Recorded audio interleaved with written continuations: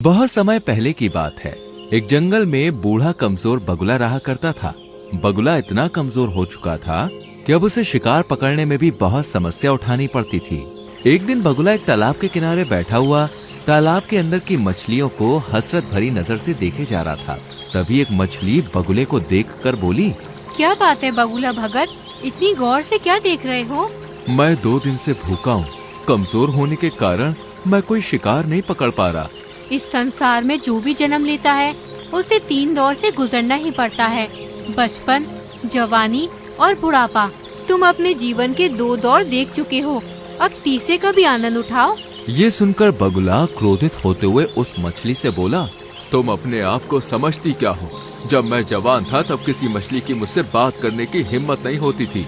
लेकिन अब तुम जवान नहीं हो, अब जवान मैं हूँ। तुम हंसकर मेरा मजाक उड़ा रही हो? तुम इसी काबिल हो बगुले भगत। मैंने तुम्हारे चर्चे अपनी माँ और अपनी दादी से सुने हैं।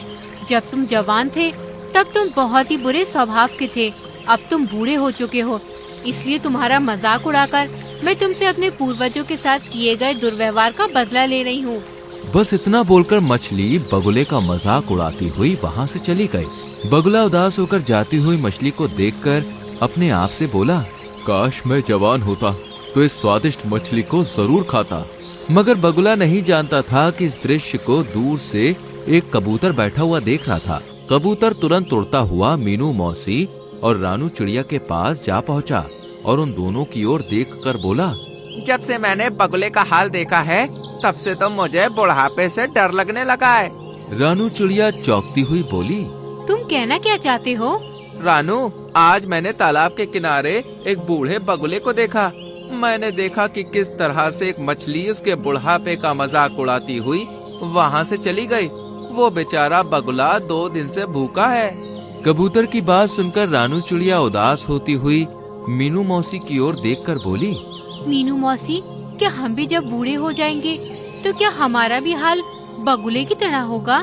नहीं रानू, ऐसा कुछ नहीं होगा, क्योंकि हम सभी अपने बुढ़ापे का इंतजाम करके चलेंगे। और रहा सवाल उस बगुले का, तो उसके बारे में सुनकर मुझे बुरा लग रहा है, लेकिन कोई भी किसी का ऐसे ही मजाक नहीं उड़ाता। ये सुनकर रानू चौंकती हुई बोली, आप कहना क्या चाहती हैं मीनू मौसी? देखो, कबूतर ने केवल उस बगुले का बुढ़ापा देखा है, क्या पता वो जवानी में कैसा हो। जो भी हो मीनू मौसी, हमें उस बगुले की मदद करनी चाहिए। हम उसकी मदद भला किस प्रकार से कर सकते हैं? हम तो स्वयं कमजोर पक्षी हैं और हम सब शाम तक मेहनत करके बड़ी मुश्किल से स्वयं अपना पेट भर पाते हैं। इतना बोलकर मीनू मौसी वहाँ से चली गई। मगर रानू चिड़िया के दिमाग में बार बार बेचारे उस बूढ़े बगुले का विचार आ रहा था। रानू चिड़िया ऐसी उधेड़ बुन में उड़ती हुई जंगल के दूसरे छोर पर जा रही थी कि तभी उसकी नजर एक चील पर पड़ी। रानू चिड़िया ने देखा कि उस चील के इर्द गिर्द बहुत सारे पक्षी गोल घेरा बनाए हुए बैठे थे। अरे, ये चील तो हमारे जंगल की नहीं लगती, और ये सारे पक्षी इस चील के सामने सम्मान पूर्वक क्यों बैठे हुए हैं? मुझे जाकर पता करना चाहिए। रानू चिड़िया उड़ती हुई उस चील के पास पहुंच गई और वहां बैठे हुए काले कौवे से बोली, काले कौवे, आखिर हमारे जंगल के सारे पक्षी इस चील के सामने क्यों बैठे हुए हैं? और ये चील तो हमारे जंगल की नहीं लगती। रानू, ये कोई मामूली चील नहीं है, बल्कि चमत्कारिक और विचित्र चील है, जो दूसरे जंगल से भ्रमण करती हुई यहाँ तक आई है। कुछ दिनों बाद ही यहाँ से चली भी जाएगी। जितने भी पक्षी यहाँ मौजूद हैं, उनकी कोई ना कोई समस्या है। वो सब अपनी समस्याओं का समाधान करवाने के लिए इस चील के पास बैठे हैं। रानू चिड़िया हंसते हुए काले कौवे से बोली, मुझे तुमसे ऐसी अंधविश्वास भरी बातों की उम्मीद नहीं थी। नहीं रानू, मैं स्वयं अपनी आंखों से इस चील का चमत्कार देख चुका हूँ। तभी वो चील रानू चिड़िया की ओर देखकर बोली, मैं कोई पाखंडी चील नहीं हूँ, मुझ में वास्तव में चमत्कारिक शक्तियाँ हैं। मैं कैसे मान लूँ?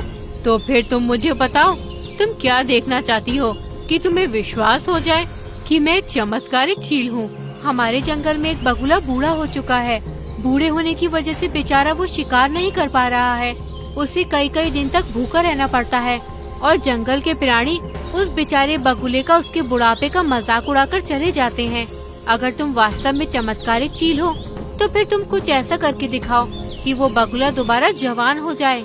रानू चिड़िया की बात सुनकर चील रहस्यमयी अंदाज में रानू चिड़िया से बोली, हमें प्रकृति के नियमों के खिलाफ नहीं जाना चाहिए। जो एक बार बूढ़ा हो चुका है उसे बूढ़ा ही रहने दो। तुम प्रकृति के नियमों को समझती नहीं हो। कहीं ऐसा न हो कि तुम्हें बाद में पछताना पड़े और दोबारा मेरे पास आना पड़े। सीधे सीधे ये क्यों नहीं कहती कि तुम एक पाखंडी चील हो और झूठ बोलकर यहाँ के पक्षियों को भ्रमित कर रही हो। रानू चिड़िया की बात सुनकर चील क्रोधित होती हुई बोली, ठीक है, अगर तुम यही चाहती हो तो यही सही।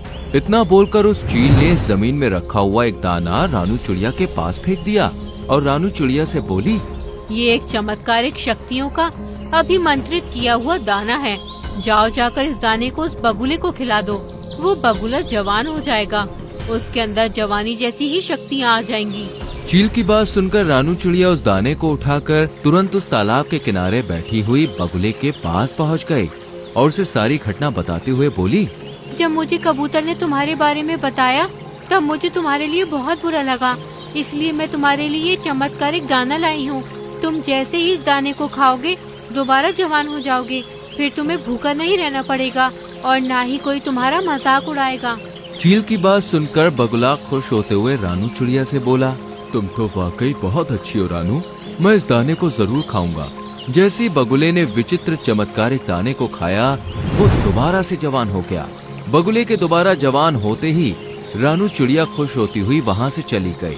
रानू चिड़िया के जाते ही बगुला अपने आप से बड़े ही घमंडी अंदाज में बोला, अब तो मैं दोबारा जवान हो गया हूँ, अब मैं इस तालाब की सारी मछलियों को खा जाऊंगा। तभी बगुले की नजर एक सुंदर मछली पर पड़ी। बगुले ने बड़ी ही बेदर्दी से उस सुंदर मछली को अपनी चोंच से दबोच लिया।